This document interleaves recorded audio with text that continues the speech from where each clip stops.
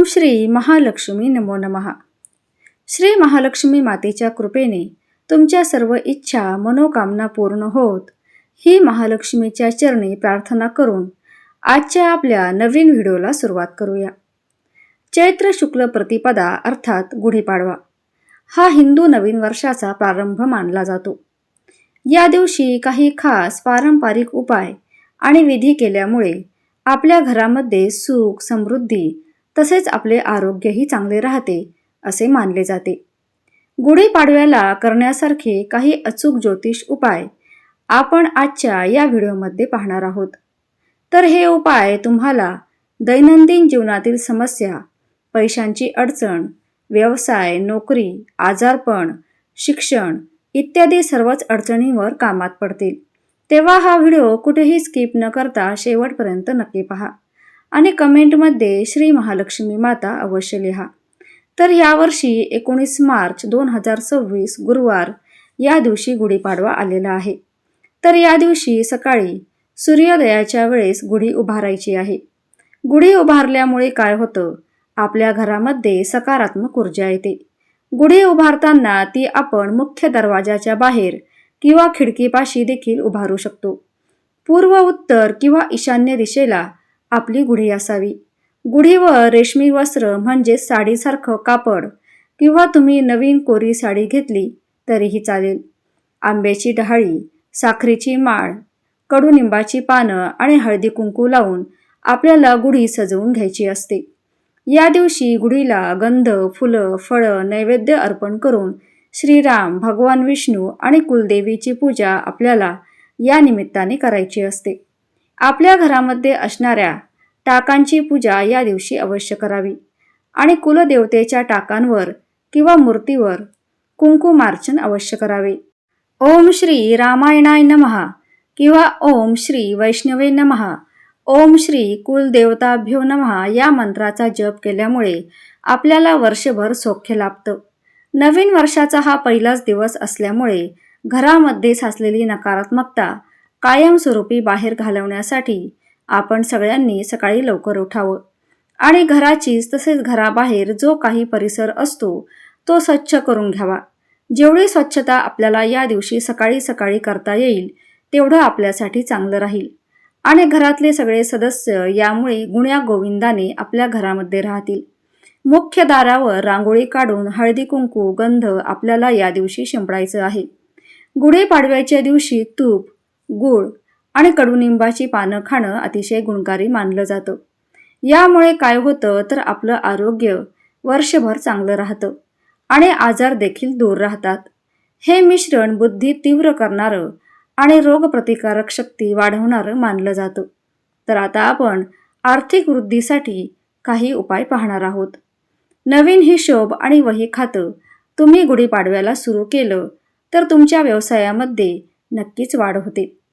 लक्ष्मी प्राप्तीसाठी या दिवशी तुम्ही नवीन पिशवीमध्ये म्हणजेच एखादी छोटी पोटली घेऊ शकता किंवा एखाद्या लाल किंवा पिवळ्या रंगाचे कापड घेऊ शकता आणि त्याच्यामध्ये एक तर तांदूळ किंवा गहू अखंड घ्यायचे आहेत। घेतले तर तांदूळ घ्या, नाही तर मग फक्त गहूच घ्या। दोन्हीपैकी कोणतेही एकच धान्य घ्यायचं आहे आणि त्याच्यामध्ये 1-1 रुपयाची 5 नाणी ठेवायची आहेत। समजा तुम्ही कापड घेतलेलं असेल तर त्याचं गाठोडं बांधायचं, म्हणजेच धान्यामध्ये गहू ठेवलं, त्यामध्ये 1-1 रुपयाची 5 नाणी ठेवली, त्याला हळदी कुंकू फुलं वाहून पूजा केली आणि त्यानंतर त्याचं गाठोडं बांधायचं आणि ते तुमच्या तिजोरीमध्ये ठेवायचं। साधारण पुढचा गुढीपाडवा येईपर्यंत तुम्हाला ते गाठोडं किंवा पोटली तशीच राहू द्यायची आहे आणि त्यानंतर पुन्हा तुम्ही त्यातले तांदूळ वगैरे पक्ष्यांना टाकून देऊ शकता आणि ते 1-1 रुपयाचे जे काही 5 नाणी असतात तर ते स्वच्छ धुवून पुन्हा पुढच्या गुढीपाडव्याला हाच उपाय तुम्ही करू शकता। पण आता धान्य म्हटलं की ते खराब होऊ शकतं किंवा त्याला कीड लागून ते थोडेफार पोकळसुद्धा होऊ शकतं। तर आपण मध्ये आधी समजा ते गाठोडं उघडून बघितलं आणि तुम्हाला जर असं वाटलं की धान्य खराब होत आहे तर अशा वेळेस ते धान्य तुम्ही बाहेर पक्ष्यांना वगैरे टाकून किंवा मग कोणी ओलांडणार नाही अशा ठिकाणी ते धान्य टाकून द्यावे किंवा झाडांच्या मुळाशी टाकलं तरीही चालेल आणि तिथे फक्त तुम्ही नवीन धान्य ठेवून पुन्हा ते गाठोडं बांधून ठेवू शकता. तर अशा पद्धतीचा हा लक्ष्मी प्राप्तीचा उपाय आहे, जो आपल्याला दर गुढीपाडव्याला अवश्य करता येतो.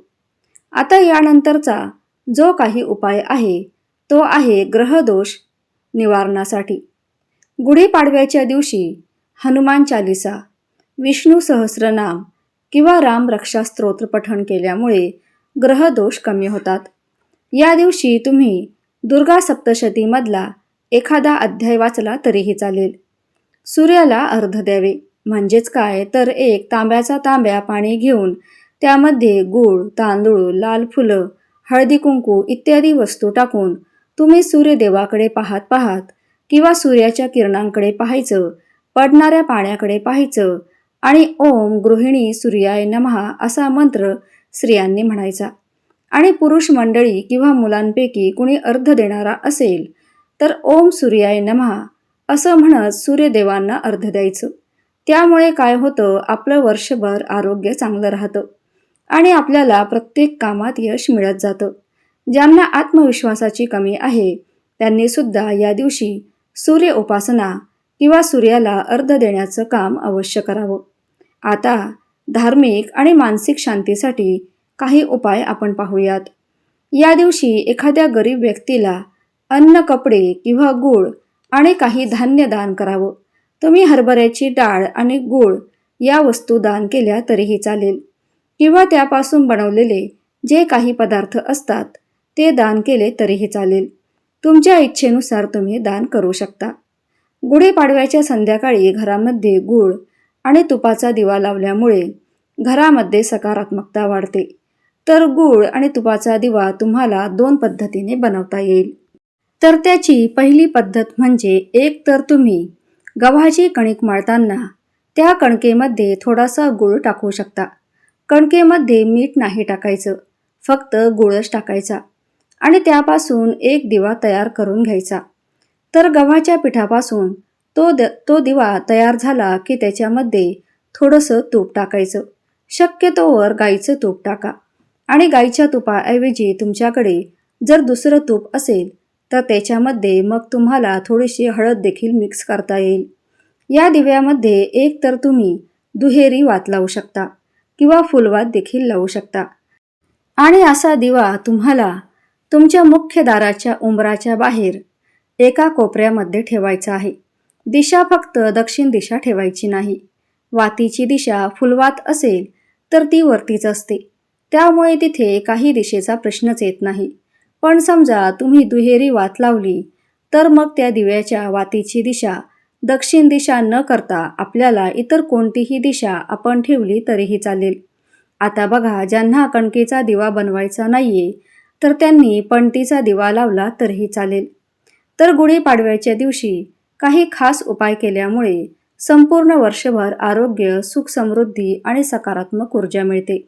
सकाळी घरातील देवघर स्वच्छ करून घरामध्ये तुम्ही गंगाजल शिंपडू शकता किंवा तुम्हाला मंगल कलशातील पाणी बदलायचं असेल तर त्या कलशातलं थोडंसं पाणी तुम्ही तुमच्या घरभर थोडं थोडं करून शिंपडू शकता, कारण ते पाणीसुद्धा पवित्र असतं. तुळशी आणि विष्णूची पूजा केल्यामुळे घरामध्ये धन आणि सौख्य वाढते. या दिवशी भगवान श्रीराम, देवी लक्ष्मी, गणपती आणि कुलदेवतेची पूजा केल्यामुळे वर्षभर संकट दूर राहतात. तर असा हा गुढीपाडव्याचा दिवस अतिशय महत्त्वाचा असतो. 3.5 मुहूर्तांपैकी पूर्ण एक मुहूर्त असतो. तुम्हाला काही नवीन गोष्टींची सुरुवात करायची असेल, जसे की आपला स्वतःचा एक छोटा मोठा का होईना काही व्यवसाय असावा, त्याचं भूमिपूजन आपण गुढीपाडव्याच्या दिवशी करू शकतो. तुम्हाला नवीन घर बांधायचं असेल तर त्या जागेचं सुद्धा भूमिपूजन तुम्हाला त्या दिवशी करता येईल. नवीन गाडी घ्यायची असेल किंवा नवीन तुम्हाला घरामध्ये एखादी वस्तू घ्यायची असेल तरी पण तुम्ही ती गुढीपाडव्याच्या दिवसभरात कधीही घेऊ शकता. त्यासाठी तुम्हाला हीच वेळ शुभ आहे किंवा हाच दिवस शुभ मुहूर्त आहे हे पाहण्याची अजिबात गरज नाही, कारण संपूर्ण दिवस हा 3.5 मुहूर्तांपैकी पूर्ण मुहूर्त असणारा मुहूर्त आहे, म्हणजेच एकदम महान असा दिवस आहे. तर या दिवसाचा तुम्ही पुरेपूर वापर करून घेऊ शकता. महालक्ष्मीची कृपा आपल्यापैकी प्रत्येकाच्याच घरावर असावी असे प्रत्येक जणाला वाटत असतं. तेव्हा हा उपाय तुम्ही नक्की करा. घराच्या मुख्य दरवाजावर तुम्हाला सकाळी उठल्यानंतर जेव्हा तुमचं स्नान वगैरे होतं, तुम्ही रांगोळी वगैरे काढता, तर त्यावेळेस गाईच्या तुपाचा एक दिवा लावायचा आहे.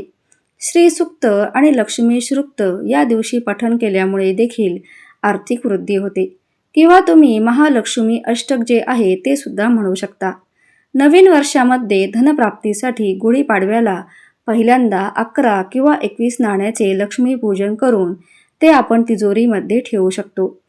यामुळे सुद्धा आपल्याकडे पैसे येण्याचा जो काही ओघ असतो किंवा लक्ष्मी प्राप्ती होण्यासाठी जो काही ओघ असतो तो भरपूर पटीने वाढतो. तेव्हा हा उपाय तुम्ही अवश्य करा. 11 किंवा 21 नाणी म्हणजेच 1-1 रुपयाची नाणी तुम्ही घेऊ शकता. शनिदोष निवारण्यासाठी काही उपाय. गुढीपाडव्याला गरजू लोकांना तेल, लोखंडी वस्तू किंवा काळे उडीद तुम्ही दान करू शकता. हनुमान चालीसा तसेच सुंदरकांड देखील तुम्हाला या दिवशी पठण करता येईल. आपल्या घराचा जो मुख्य दरवाजा असतो तर तो अतिशय महत्त्वाचा असतो. आपल्या वास्तूचे ते प्रवेशद्वार असतं. तर मग या प्रवेशद्वारावर दरवाजाच्या बरोबर मधोमध आपल्याला मागे पण आणि पुढे पण दरवाजाच्या दोन्ही बाजूंनी हळदी आणि कुंकवाचं स्वास्तिक काढायचं आहे. यामुळे घरामध्ये सकारात्मक ऊर्जा टिकून राहते. आर्थिक समस्या दूर करण्यासाठी गुढीपाडव्याच्या दिवशी पिंपळाच्या झाडाखाली तुपाचा दिवा लावा आणि पिंपळाच्या झाडाला 11 प्रदक्षिणा अवश्य घाला, म्हणजे आपली पूजा पूर्ण होते. गुढीपाडव्याच्या दिवशी गायीची पूजा केल्यामुळे आपल्याला 33 कोटी देवांचा आशीर्वाद मिळतो. गुढीपाडव्याच्या दिवशी संध्याकाळी कापूर आणि धूप जाळून आपल्या घरामध्ये आपण त्याचा धूप फिरवू शकतो. त्यामुळे तणावापासून मुक्ती मिळते आणि घरामध्ये एक सकारात्मक ऊर्जेचा प्रवेश होतो. घरामध्ये नेहमीच वाद आणि भांडण होत असतील तर गुढीपाडव्याच्या दिवशी हा एक अचूक उपाय अवश्य करा. तर गुढीपाडव्याच्या दिवसभरात कधीही एकदा पाणी पिताना तुमच्या पिण्याच्या पाण्यामध्ये 1-1 तुळशीचे पान टाका आणि ते पाणी तुम्हाला पिऊन घ्यायचं आहे. तुळशीचं पान देखील चावून खाऊन घ्यायचं आहे. यामुळे सुद्धा घरामध्ये वाद अजिबात होत नाहीत, ते निवळत जातात. या दिवशी भगवान श्रीरामांची पूजा करून श्रीराम जय जय राम या मंत्राचा जप केल्यामुळे कुटुंबामध्ये प्रेम वाढते. गुढीपाडव्याच्या दिवशी हे उपाय केल्यामुळे संपूर्ण वर्षभर भरभराट, यश आणि शांती आपल्याला मिळते. अर्थातच यामुळे आपलं संपूर्ण वर्ष अगदी सुखासमाधानाचं जातं. तर हा माहितीपूर्ण व्हिडिओ आवडला असेल तर एक लाईक नक्की करा. चॅनलला सबस्क्राईब करा आणि कमेंटमध्ये श्री महालक्ष्मी माता टाईप करायला विसरू नका. तसेच तुम्हा सर्वांना गुढीपाडव्याच्या मंगलमय शुभेच्छा. धन्यवाद.